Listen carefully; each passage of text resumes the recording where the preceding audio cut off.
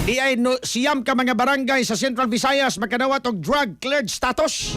Ni-report ni Eric Amaro. XFM Police Report. Police Report.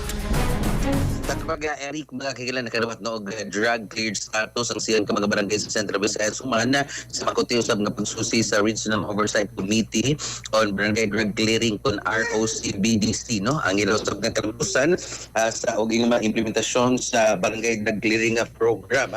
Ang siyam ka aplikante nga barangay gipresentahan ni o sa ilang usab nga mga accomplishment ngadto sa committee pinagi sa ilang chairperson sa Barangay Anti-Drug Abuse Council o BADAC usan nini gikan sa Cebu Province, 7 gikan sa Bohol o gaingon man na gikan pod ang usa sa siyudad sa Mandawi. Human sa deliberasyon kiyatagan sa komite og drug cleared status ang kining tanan nga siyam ka barangay ngay, no, dili kadaghanan sa probinsya sa Bohol. Gisusi usab sa ROCBDC ang kahimtang sa 350 pa ka mga drug cleared o 20 ka mga drug free barangay sa Central Visayas din nakapasa sa gikinahanglan usab nga pamatasan o ingon man lanang 370 ka barangay o nakapadayon pa sa ilang tagsa-tag sa usab ka mga status ang ROCBDC gipangluan sab sa PDEA kauban ang DILG si Vice Chair, ang DOH, PNP ug LGU isip mga miyembro kabahin kini sa Barangay Drug Clearing Program o BDCP ubos sa DDV Regulation number 4 series of 2021.